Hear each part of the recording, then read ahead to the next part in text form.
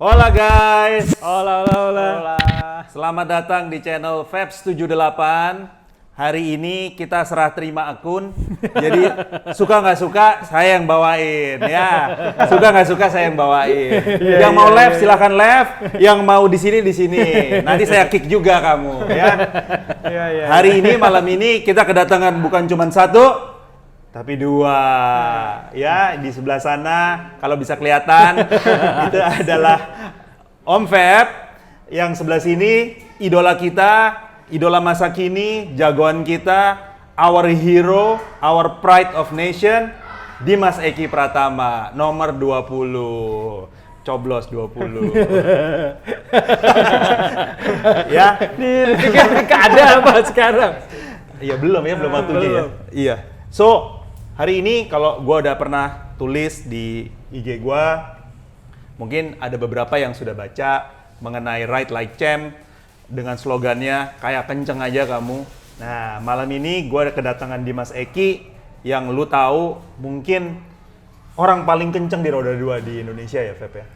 Salah satunya ya. Jadi gue mau tanya nih sama Mas Dimas, gimana sih apakah seorang champ itu dalam disiplinnya, dalam kesehariannya, apakah dia itu comply sama lalu lintas, apakah dia itu disiplin berlalu lintas? Kita tanya deh, mungkin bukan cuma dari Dimas mungkin nanti akan sharing juga ke lu semua. Apa dia ngegas terus gitu ya? Kan kayak Bapak ngegas terus Pak Unang. Saya ngegasnya di sini kenceng, Iya. Ngegasnya beda. Ngegas beda. marah-marah. Bisa stroke lama-lama. Jadi Mas Dimas akan sharing dari dia dan dari teman-temannya Dimas sendiri di nasional, di kancah regional, juga di pedok MotoGP. Karena kalau di Moto2 satu pedok kan sama MotoGP. Bagaimana sih teman-teman di sana? Bagaimana teman-teman pembalap itu berbehave atau bagaimana compliance-nya mereka terhadap lalu lintas, komitmennya mereka, seperti apa sih kesehariannya dalam berlalu lintas? Coba share sama teman-teman. Ya, share sedikit aja. Kalau waktu kemarin tuh tahun 2019 pernah latihan bareng flat track di Spanyol di Alcaraz. Kebetulan di sana ada Alex Marquez, ada Marc Marquez, ada beberapa rider Moto2. Jadi mereka datang juga nggak ada yang naik motor gitu, maksudnya emang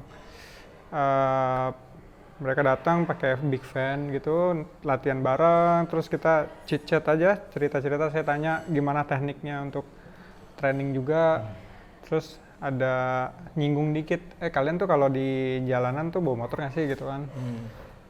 Enggak, buat apa bawa motor di jalanan lagi, kan udah 1 tahun 19 seri kurang cukup apa? Itu siapa itu? Marquez. Marquez yang mana? Yang kakaknya, Mark. Mark. Marquez. Kalau bapaknya siapa namanya ya? Tahu siapa nama bapaknya? Siapa namanya? Julia, tahu nggak? Julia tuh cewek toh? Hah? Julia. Ngawur aja kamu. Jangan dengerin.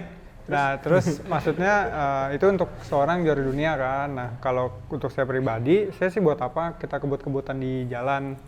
Karena di jalan kita Ini nggak tahu beneran nih. loh ya. Jangan buat nyenengin gua loh ya. Ini beneran loh ya. Iya. Kayak apa sih? Coba lagi nih. Jadi itu kalau di jalan kan yang pertama kita nggak tahu nih rider-rider yang lain, pengendara lain tuh aware nggak sama Banyak objek juga di jalanan. ya kan? plus juga ada trotoar, ada mobil, ada bus, Motor, ada lobang. jalan kaki. Kadang ada tukang sayur juga. Nah, loh. kucing lewat gitu kan atau dan lain sebagainya gitu. Itu yang kadang kita nggak terpikir di Nggak bisa kepala gitu. diprediksi ya. Ya.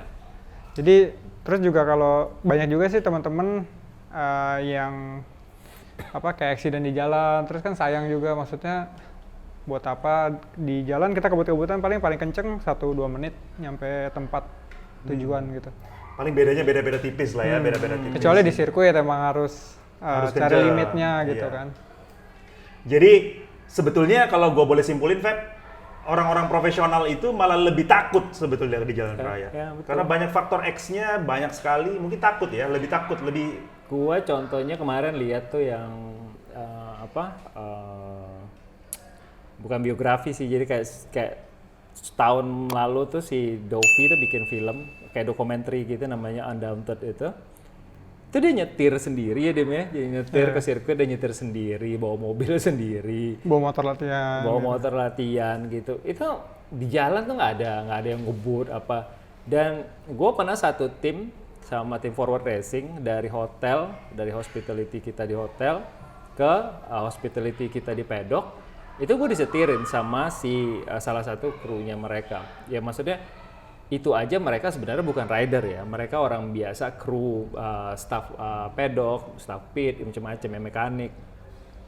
Nggak ada tuh yang niat pengen ngubur di jalan tuh, nggak, ya santai aja gitu, yang ya karena mereka udah tahu kan mau nyampe di sana jam berapa, jadi nggak ada in rush-nya tuh, nggak ada pengen show off-nya itu nggak ada. Coba lihat di dokumenterinya Dovi juga, nggak ada tuh yang ugal-ugalan di jalan ya. Karena mungkin nggak dimasukin ke YouTube. Mungkin nggak dimasukin ke YouTube ugal-ugalannya. Kalau anak-anak sini kan ugal-ugalan terus dimasukin ke YouTube. Biar viral. Gitu loh. Iya, buat apaan gitu. Karena kan kita responsibility kan bukan cuma buat diri kita sendiri. Betul. Kayak Dimas bilang tadi. Kita nggak pernah tahu objek di jalanan itu obstacles-nya apa aja, ada banyak. Kendaraan bermotor aja dari mulai bus, mobil, sesama motor, sepeda, ya kan, pejalan kaki. Belum lagi hal-hal yang lain kayak Dimas bilang, jalan jelek, trotoar, objek lewat kayak binatang gitu-gitu. Jadi kita nggak pernah tahu. Hewan, dia sering hewan. Iya, hewan. Satar itu hewan memang. Iya. Sering. Iya. Satu-satunya hewan yang bisa naik F4 Sena ya yang punya klub ya dia doang. Punya klub sendiri. Anggotanya satu. Iya, jadi klubnya ketuanya satu. Jangan dipromosi, nanti tambah banyak. Oh, ya udah. Jangan. Itu Nah. sensor. Jadi memang benar apa yang dibilang sama Dimas Eki bahwa kehidupan mereka sebagai pembalap itu nggak mencerminkan kecepatan mereka tuh sebagai orang biasa di jalanan tuh nggak ada gitu. Padahal ya mungkin kayak gini, nggak semuanya juga kan mereka bisa pernah nyobain segala macam produk. Kalau misalkan Dimas tahun ini balapan buat misalkan satu brand, misalkan Ducati, otomatis kan Dimas tuh nggak boleh sebenarnya bawa motor di luar brand itu sebenarnya kan. Tapi kan sebenarnya kan kadang kepengen itu ada, pengen tahu ini motor sebenarnya kenceng apa nggak. Tapi mereka nggak pernah nyobain itu di jalan tuh, nggak pernah.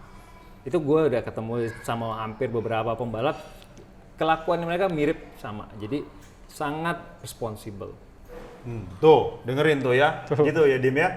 Jadi kalau gue boleh ngomong, mereka tuh sebetulnya untuk bisa kencang di dalam sebuah track itu banyak sekali aspeknya. Dan itu kurang sedikit aja, itu sepersekian detik aja itu mengurangi lap time-nya mereka. Artinya begini, kalau di jalan raya itu aspek X factor-nya banyak sekali yang membuat mereka untuk ya udah nggak perlu juga kenceng-kenceng.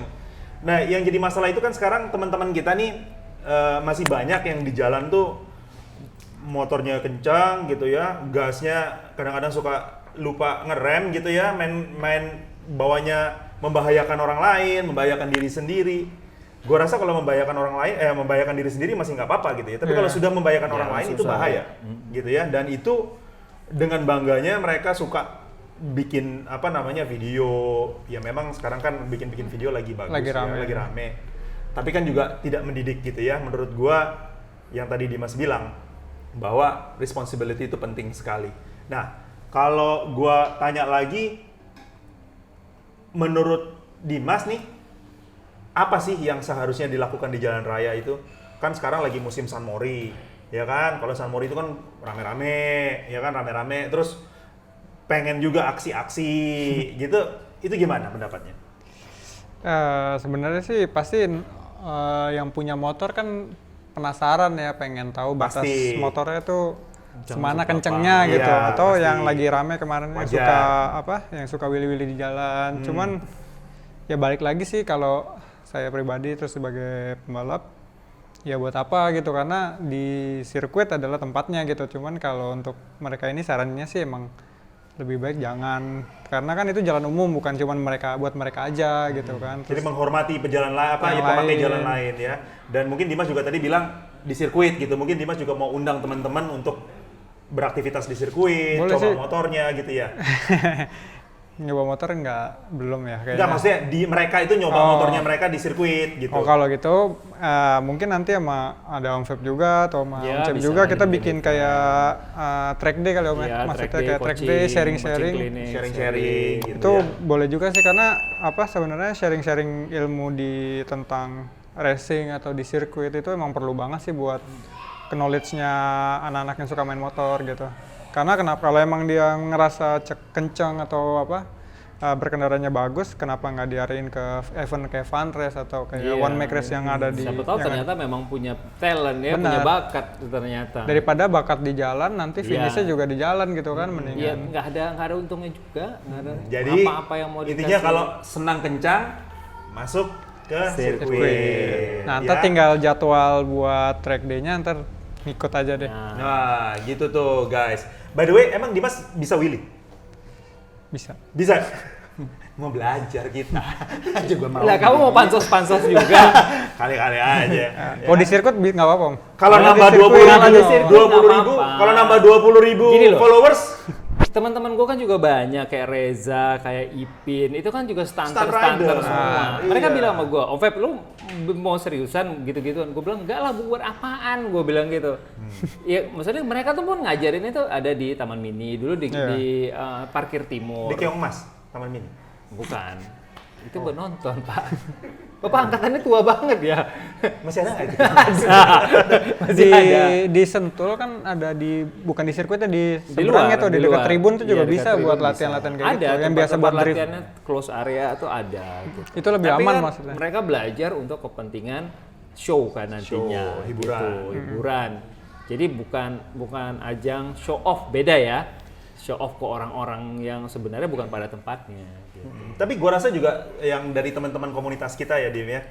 Biasanya teman-teman tuh kalau udah sering disentul gitu ya, biasanya bawa motor di jalan rayanya tuh lebih tenang ya, Feb ya.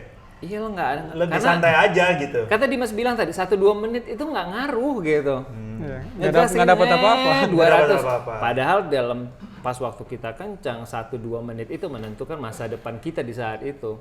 Betul. Selamat apa enggak? Iya nggak Dim ya?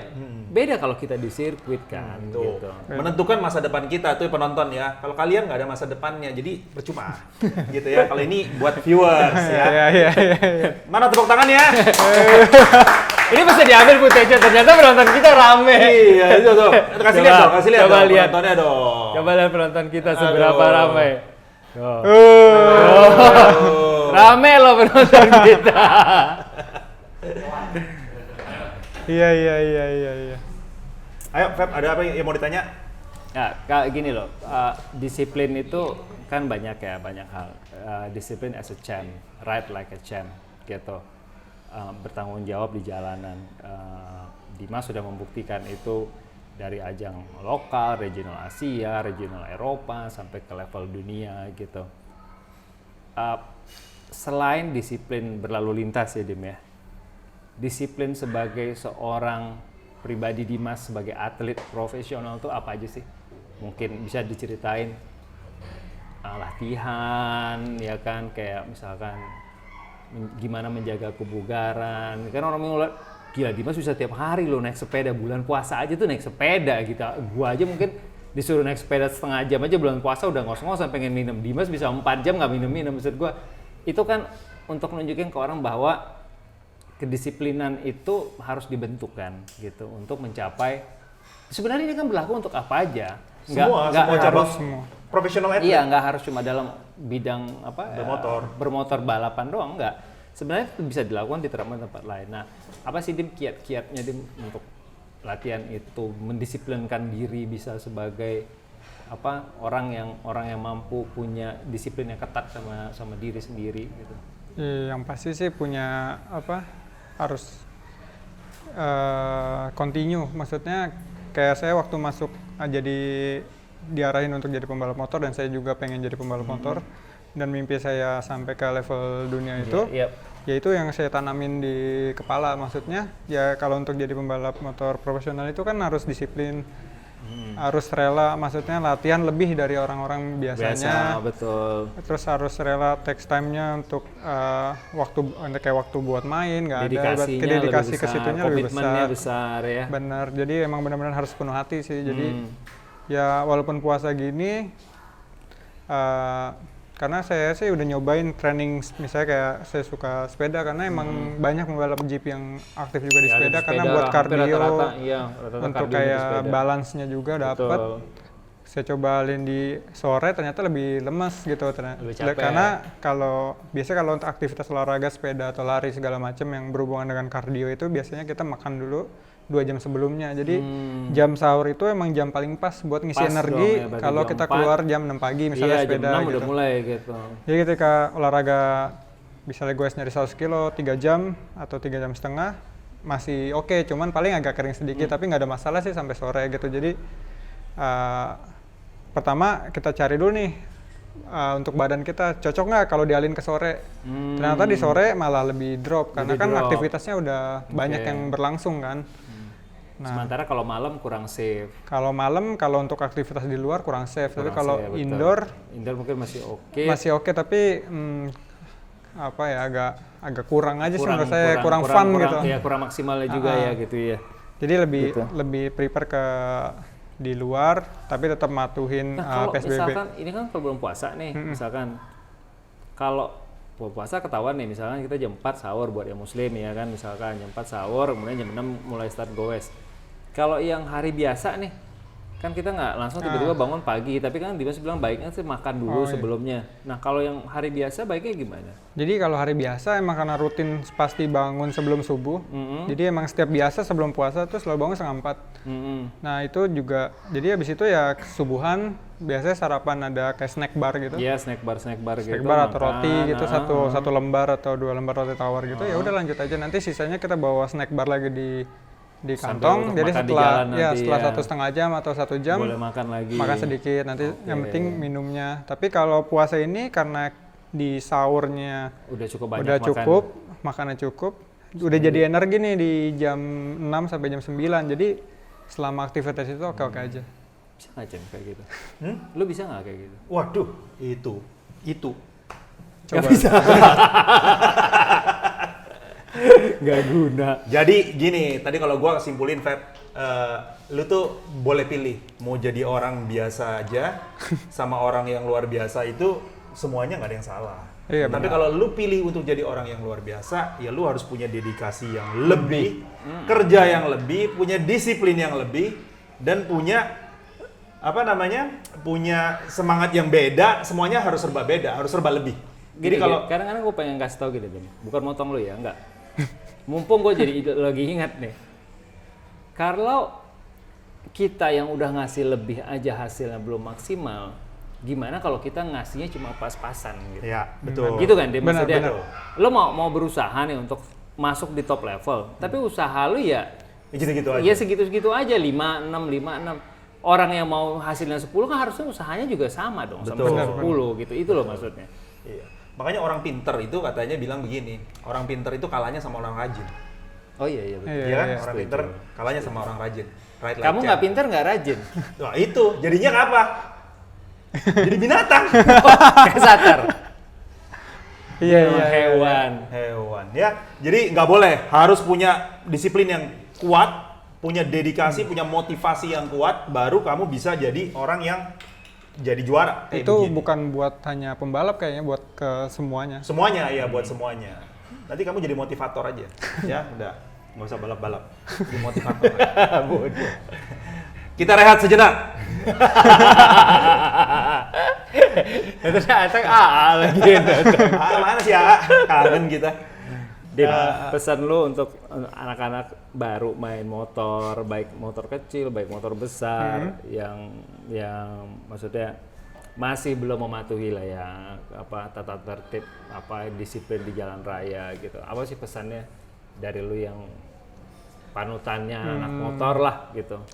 Ya mungkin kalau yang udah senang kebut-kebutan pas San Mori bisa dialin kayak ke track kan, maksudnya kayak kan sekarang sebenarnya kalau nggak ada corona ini kan banyak tuh event-event fun race. Betul, itu memang fun race Entah gitu ya. yang diadain sama Komunitas. atau brand kan banyak banget. Banyak, iya. Terus ntar kalau kalian coba mungkin ternyata punya kecepatan yang bagus kan malah bisa jadi rider yang serius gitu, yang pro gitu maksudnya. Betul. Terus kan balik lagi tadi kan sempat ada wacana kalau ini udah kelar, corona kelar, kita bikin kayak track day gitu. Nah nanti juga bisa juga sih kita sharing-sharing, ngobrol-ngobrol langsung di track, bener-bener di tempat yang sesuai gitu. Jangan jadi saya sama Om Feby juga sama Om Cem juga suka San Mori, tapi ya San Morinya cuman kayak ride ke kafe, cuman ya santai, baik nongkrongnya, cerita-ceritanya, bersosialisasi. Karena kalau buat kebut-kebutan, ya yang tadi dibilang lagi, resikonya banyak banget, obstacle-nya banyak banget. Jadi buat apa? Banyak ada orang rumah yang nungguin juga. Betul, di rumah. ditungguin di rumah. Terus itu dia di kebut-kebutan di jalan mempengaruhi masa depan. 1-2 menit itu mempengaruhi banget. Kecuali di sirkuit 1 detik, setengah detik aja mempengaruhi. Sepersekian detik aja Sepersekian sangat detik. berpengaruh. Setuju. Oke. Tuh pesan-pesan dari Mas Dimas, Eki Pratama untuk kalian semuanya. Ya kita semua masih belajar, kita semuanya masih saya juga masih belajar, Om Feb juga masih belajar, kita semua masih belajar, sama-sama belajar. Kita tahu bahwa anak motor itu passionnya biasanya speed ya. Iya. Ya, saya juga pernah ngebut-ngebut tipis-tipis juga pernah gitu ya. Tapi kalau Mas ingatlah ya. Jadi tenang-tenang aja gitu, santai-santai aja. Di bawah santai aja, santuy. Santuy aja. Oke. Obrolan kita malam ini kayaknya cuman begitu aja, Din. Cuman begitu aja. Cuman Iya, begitu iya. aja. Ya maksudnya iya begitu aja. Ya begitu aja. Tapi itu pesan moralnya sangat dalam. Semoga semuanya yang mendengar, yang nonton bisa menerapkan sambil berusaha menerapkan. Mari kita tertib di jalan. Mari kita saling menjaga Stay safe. dan menghormati pemakai jalan. Itu. Oke? Oke. Oke, sampai di sini aja. Ciao semuanya. Sampai ketemu semuanya. Ciao.